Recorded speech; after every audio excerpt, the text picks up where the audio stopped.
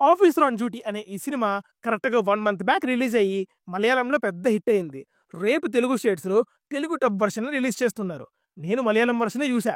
ఓటీటీకొచ్చాక review ఇద్దామనుకున్నా, కానీ ఇంతలోనే తెలుగులో రిలీజ్ అవుతుందని ఇప్పుడే ఇచ్చేస్తున్నా. ఈ వీడియోకి ఒక 1000 లైక్స్ అయితే టార్గెట్ ఇస్తున్నా. కొట్టేయని చెప్తా.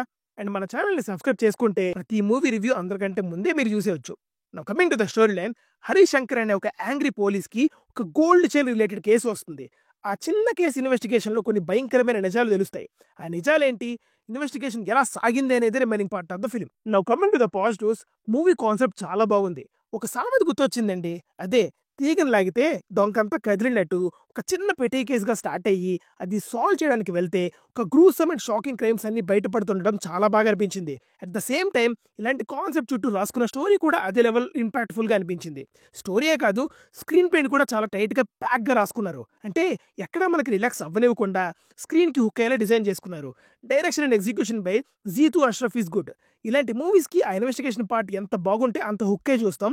ఎక్కడ డల్ మూమెంట్స్ లేకుండా scene by scene interest create చేస్తూ మంచి ఫ్లోలో పట్టుకెళ్లారు మూవీని. Cinematography by Robby Varghese Raj is very good. Shot designs, transitions, camera angles అన్నీ చాలా బాగున్నాయి. ఎస్పెషల్లీ మూవీలో మార్చరీ రూమ్‌లో ఒక ఫైట్ ఉంటది.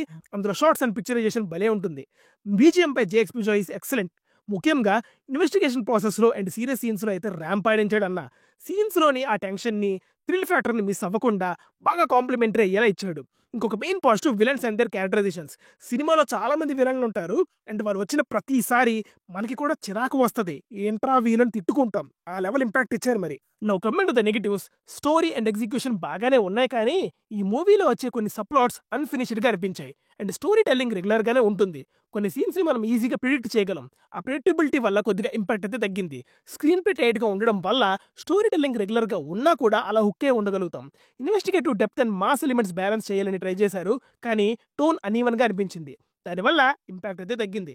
Now coming to the performances. Kunchacko Boban ఇలాంటి సీరియస్ రోల్స్‌లో ఈస్‌తో యాక్ట్ చేస్తారు.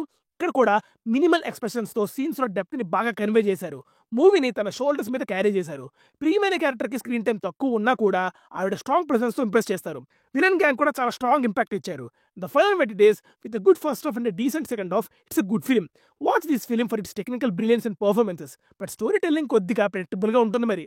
మళ్ళీ ఈ రోజు నైట్ 'దిల్‌రుబా' మూవీ రివ్యూతో కలుద్దాం. Until then signing off. Team movies for you. By.